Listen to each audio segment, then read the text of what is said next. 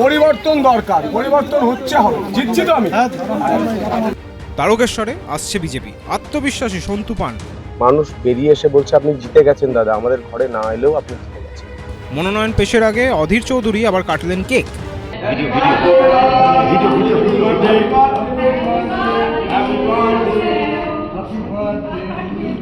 দিলীপ আবার পড়লেন ক্ষোভের মুখে। শহরে আবার এসেছেন শাহ, শুভেন্দুকে বলেছেন জিতে এসো।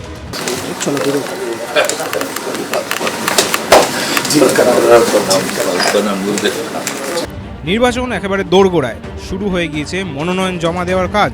জোর কদমে চলছে প্রচারও। বাড়ি বাড়ি প্রচারে বেরিয়ে পড়েছেন তারকেশ্বরের দুই অন্যতম প্রার্থী। একদিকে বিদায়ী বিধায়ক রামেন্দু সিংহ রায়কেই প্রার্থী করেছে তৃণমূল, অন্যদিকে পেশা বদলে রাজনীতির ময়দানে বিজেপি প্রার্থী সন্তু পান। গত 15 বছরে এই কেন্দ্রে কোনো উন্নয়ন হয়নি বলেই দাবি সন্তু। বাসের ব্রিজে আর কেউ যাতায়াত করে? হ্যাঁ, এই তো মোগল আমলের ব্রিজ বোধহয়। যাও, পরিস্থিতি মোগল আমলের ব্রিজ বোধহয়। কি করেছে? না দিয়েছে পুলিশকে দিয়ে, না করেছে ব্রিজ। ওখানকার মা বললেন বাড়ি দেয়নি, রাস্তা দেয়নি, পানীয় জল দেয়নি এবং রাস্তায় আলো দেয়নি। তাই পরিবর্তন দরকার, চাই বিজেপি সরকার। মানুষ বেরিয়ে এসে বলছে আপনি জিতে গেছেন দাদা, আমাদের ঘরে না এলেও আপনি জিতে গেছেন। তিনি বিদায়ী বিধায়ক, বর্তমানে তৃণমূলের প্রার্থী। তিনি কি অভিযোগ মেনে নেবেন? তার সাফ কথা, মানুষের সুখ দুঃখে আমি ছিলাম। বিগত 5 বছরের 365 দিন মানুষের সুখ দুঃখে আমি ছিলাম। আমি ইতিমধ্যে প্রার্থী হওয়ার পরই আমি একটা সাংবাদিক বৈঠক করে সব কাজের খতিয়ান দিয়েছি। সেটা দেখতে গেলে অন্তত বিরাট একটা লম্বা লিস্ট। উনি একটি জোকার, বিজেপির প্রার্থী, ফার্স্ট ক্লাস জোকার। সার্কাস উঠে গেছে, মানুষজন সার্কাসের টিকিট কেটে দেখতে যেত, কিছু জোকারের খেলা দেখা সেই পাচ্ছে না, উনি সেই জোকারের ভূমিকাটা পালন করছেন। তৃণমূল প্রার্থীর কাছে কটু কথায় বিদ্ধ হয়েছেন বিজেপি প্রার্থী। রাজনৈতিক পরিমণ্ডলে এটা নতুন নয়, কিন্তু খড়গপুর সদরের বিজেপি প্রার্থী দিলীপ ঘোষ আবার পড়েছেন মহা ফাপড়ে। রাজনৈতিক প্রতিদ্বন্দ্বী নয়, বরং জনগণের প্রশ্নে বিদ্ধ হলেন তিনি। हम लोग का मुद्दा है कि वो यहाँ ना आए, बस सीधी बात। क्योंकि 5 साल में जब हम लोग इतना बड़ा घर टूटने वाला था, पूरा पूरी गेट का इंसान दिन रात एक करके था, सब लोग का नींद दूध सब आराम था, तब वो कहाँ था? अभी तक एक बार भी कुछ नहीं आया था।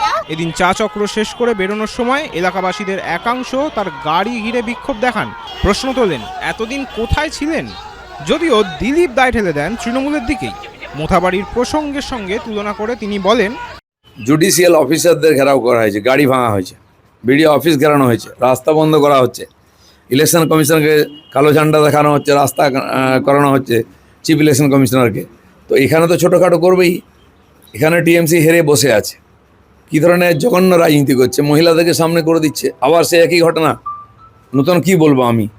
এরা এই যে সুর্পণখা আর হিড়িম্বাকে নিয়ে রাজনীতি করছে, এটা খড়গপুরের লোক ভালোভাবে দেখবে না। 30 বছর পর পশ্চিমবঙ্গ বিধানসভা নির্বাচনে পা রেখেছেন তিনি। লোকসভার বিষাদ স্মৃতিকে দূরে সরিয়ে আসন্ন বিধানসভা নির্বাচনে বহরমপুর কেন্দ্রে কংগ্রেসের আস্থা সেই অধীর চৌধুরী। এদিন বহরমপুর চুয়াপুর ওভারব্রিজের কাছ থেকে উত্তর দিকের বস্তি এলাকায় এবং আশেপাশের পাড়ায় হেঁটে প্রচার করতে দেখা যায় তাকে। তবে শুধুই প্রচার নয়, ইতিমধ্যেই ওই কেন্দ্র থেকে মনোনয়নও জমা দিয়েছেন অধীর চৌধুরী। এদিন নিজের জন্মদিনের কেক কেটে মনোনয়ন জমা দিতে যান তিনি, আর সেখানেই বিপত্তি। জেলা শাসকের অফিসে মনোনয়ন জমা দিতে গিয়ে তুমুল উত্তেজনা, সম্মুখ সমরে তৃণমূল ও কংগ্রেস। দুর্গাপুরে আবার দেখা গেল সৌজন্যের ছবি।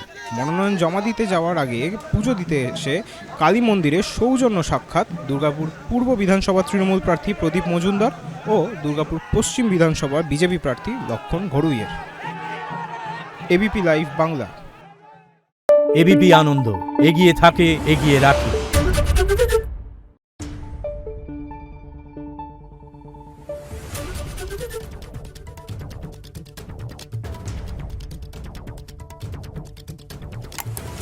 Thank you.